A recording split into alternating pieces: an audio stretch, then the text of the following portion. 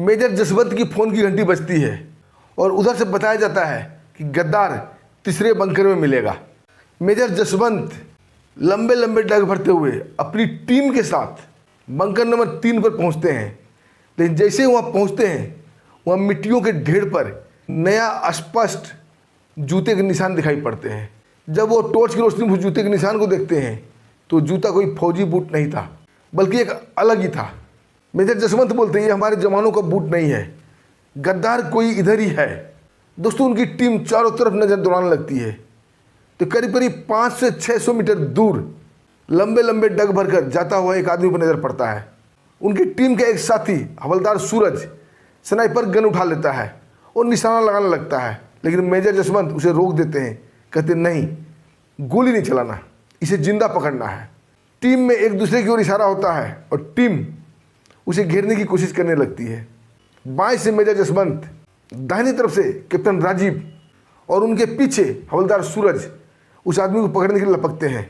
घेराबंदी लगभग तैयार हो चुकी थी, वो आदमी बिल्कुल गिरफ्त की जद में था, लेकिन जैसे ही मेजर जसवंत अपना गन निकालते हैं वो आदमी बिना पीछे पलटे बोलता है, आओ मेजर जसवंत यादव, मैं तुम्हारा इंतजार कर रहा था। दोस्तों, अपना नाम सुनकर मेजर जसवंत शॉक हो जाते हैं। वो आदमी पीछे पलटता है।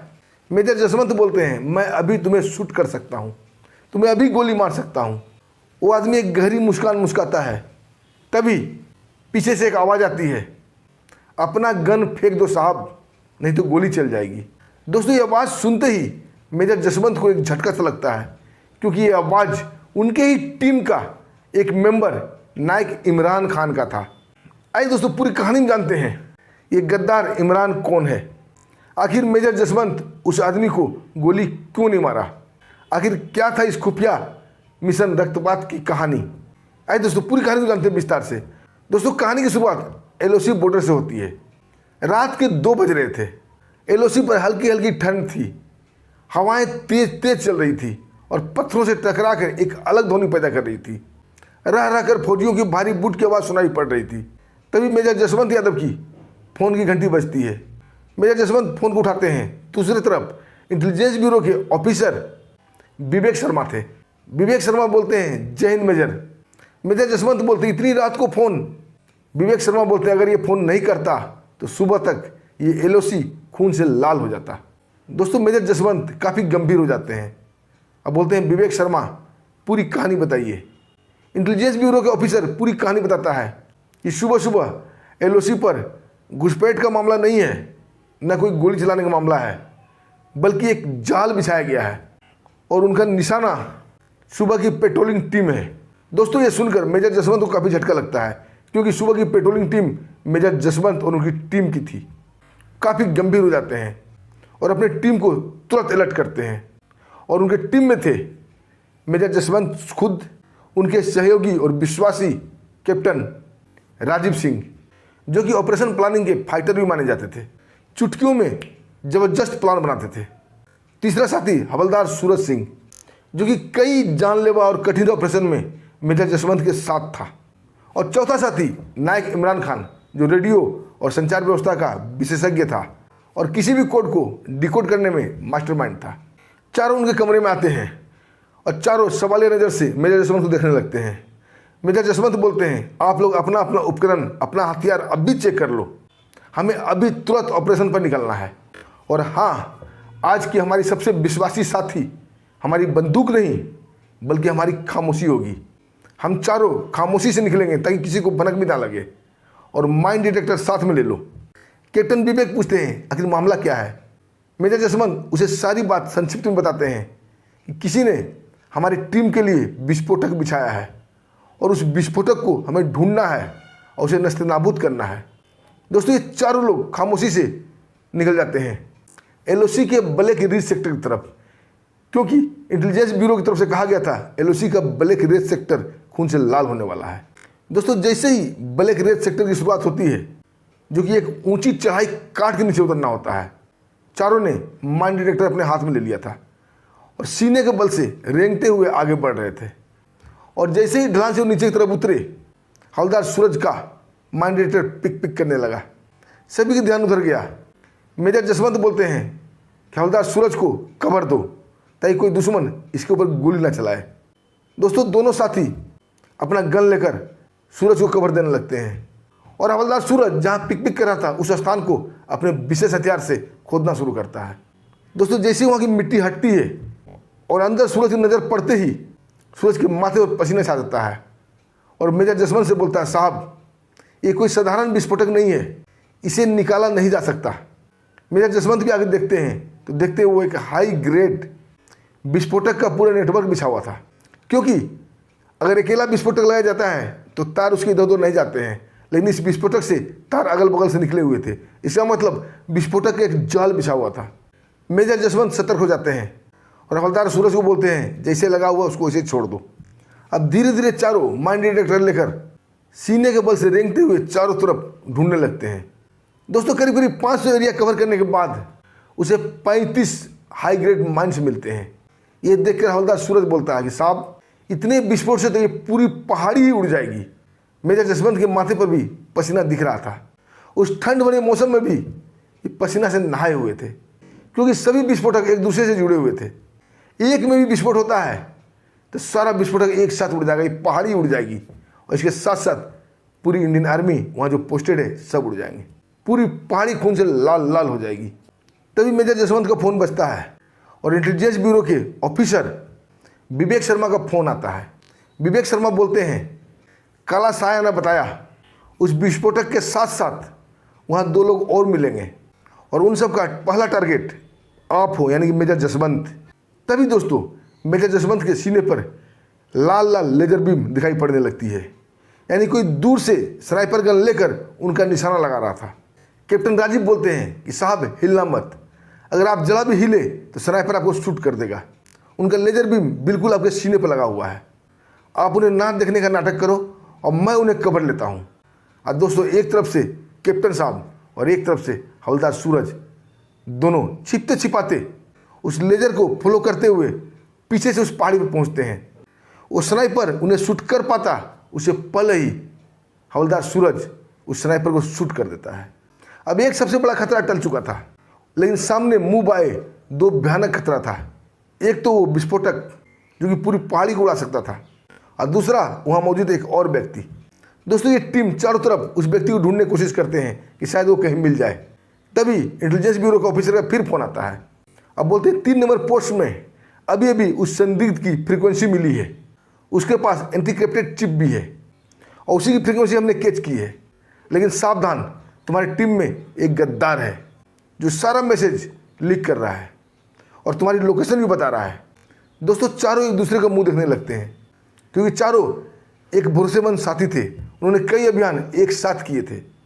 पहली बार चारों की नज़र में एक दूसरे के प्रति सम्मान नहीं बल्कि शक था। मेजर जसवंत बोलते हैं, अभी से इसी वक्त से कोई भी अकेले कहीं नहीं जाएगा, यानी कि शक का कीड़ा उन चारों के बीच में बोया जा चुका था। दोस्तों चारों 3 नंबर पोस्ट की तरफ जाते हैं। जैसे ही पोस्ट पास पहुँचते हैं उन्हें मिट्टियों में ताजे पैरों को निशान मिलते हैं। मेजर जसवंत जब उसे टॉर्च की रोशनी से देखते हैं तो बोलते हैं, ये अपना फौजी जूता नहीं है, कोई अदर पर्सन यहाँ जरूर आया है, और चारों तरफ उसे ढूंढने लगते हैं।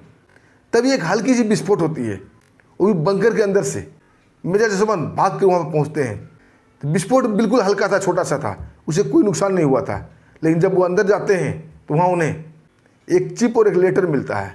लेटर में कड़े शब्दों में लिखा हुआ था, ऑपरेशन रक्तपात शुरू हो चुका है। अगर मैं चाहता इस बंकर को उड़ा सकता था, लेकिन तुम्हें एक सूचना देना था, इसलिए मैंने हल्का विस्फोट किया। और उस कागज़ के अंदर एक चिप लगा हुआ था। दोस्तों उस चिप को निकाला जाता है, उसे तुरंत लैपटॉप में डाल कर देखा जाता है। एक नकाबपोश आदमी नजर आता है और वो नकाबपोश बोलता है कि मेजर जसवंत, अगर तुम ये वीडियो देख रहे हो तो मुझे पता है तुम 3 नंबर पोस्ट पर पहुंच चुके हो, और ये मत सोचना कि तुमने खुद ये निर्णय लिया है, बल्कि मैं जहाँ चाहता हूँ तुम्हें वहाँ बुला सकता हूँ। ये सब मेरी प्लानिंग का हिस्सा है और ऑपरेशन रक्तपात शुरू हो चुका है। बचा सकते हो तो अपने एलओसी बोर्डर को बचा लो। दोस्तों मेजर जसवंत बोलते हैं कि वो व्यक्ति भी ज़्यादा दूर नहीं गया होगा जिसने यहाँ पर विस्फोट किया, जिसने यहाँ पर चिप रखा। चारों इधर उधर नजर दौड़ाने लगते हैं। कुछ ही दूर पर, यानी कि करीब 500-600 मीटर दूर पर एक हल्का सा साया हिलता हुआ दिखता है। मेजर जसवंत चिल्ला के बोलते हैं, वो रहा वो रहा, और इसी के साथ चारों उस दिशा में बढ़ जाते हैं। चारों से घेरने की प्लानिंग करने लगते हैं। तभी हवलदार सूरज अपना गन उठा लेता है। मेजर जसवंत उसे रोकते हैं कि नहीं, फायर नहीं करना। अगर तुमने फायर किया, उसे मारने की कोशिश की, हो सकता है ये विस्फोटक का रिमोट उसके पास हो। दोस्तों चारों से घेरने की कोशिश करने लगते हैं और थोड़ी ही देर बाद चारों ने उसे चारों तरफ से घेर लिया था। लेकिन वो व्यक्ति बिना डरे, बिना हड़बड़ाए जोर से बोलता है, आओ मेजर जसवंत यादव, मैं तुम्हें यहाँ तक लाना चाहता था। दोस्तों ये सुनकर मेजर जसवंत काफ़ी हड़बड़ा जाते हैं। वो व्यक्ति पीछे पलटता है, लेकिन अभी भी वो नकाब में था। मेजर जसवंत उसे ध्यान से देखते हैं। वो व्यक्ति बोलता है, मुझे पता है तुम ये जानने की कोशिश कर रहे हो आखिर मैं कौन हूँ और एलएससी तक मैं कैसे पहुँच गया, लेकिन मुझे ये पता है कि तुम मुझे नहीं जानते हो। हाँ, तुम्हारा इंटेलिजेंस ब्यूरो का ऑफिसर विवेक शर्मा मुझे अच्छी तरह जानता है। मेजर जसवंत यादव उसके ऊपर गन तान देते हैं। अब बोलते इस विस्फोटक का रिमोट मुझे दे दो, नहीं तो शूट कर दूंगा। वो व्यक्ति पैकेट में हाथ डालता है और रिमोट सा वस्तु निकालता है और उस रिमोट को ज़मीन पर रख देता है। अब बोलता है, जसवंत ये रहा रिमोट, अगर तुम इसे ले सकते हो तो ले लो। मेजर जसवंत जैसे ही एक कदम आगे बढ़ाते हैं, तभी पीछे से आवाज़ आती है, मेजर साहब हिलना भी मत, नहीं तो शूट कर दूंगा। दोस्तों बिल्कुल जानी पहचानी आवाज़ थी और इस आवाज़ को सुनकर मेजर जसवंत की छठी इंद्रियाँ कांप जाती है। और ये आवाज़ किसी और की नहीं बल्कि उनके ही टीम का गद्दार रेडियो ऑपरेटर नायक इमरान खान का था। और इमरान खान गन मेजर साहब के ऊपर लगा रखा था। तभी वो नकाब वाला व्यक्ति मुस्कुराते हुए बोलता है कि मेजर जसवंत ये रिमोट तुम ले नहीं सके, लेकिन अब मैं तुम्हें शूट करूंगा।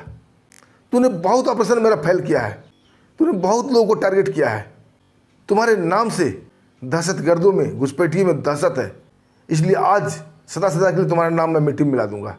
और दोस्तों ये कहते हुए उस नकाबपोश ने अपना पिस्टल निकाल लिया। दोस्तों मामला बड़ा पेचीदा हो गया था, बड़ा ही सस्पेंस वाला हो गया था कि अब आगे क्या होगा। क्या मेजर जसवंत को गोली मार दी जाएगी? ये क्वेश्चन कैप्टन राजीव और हवलदार सूरज के दिमाग में फिर रही थी। कैप्टन राजीव और सूरज की नज़रें मिलती है और एक पल में फैसला हो जाता है, इशारा हो जाता है और एक साथ दोनों छलांग लगाते हैं।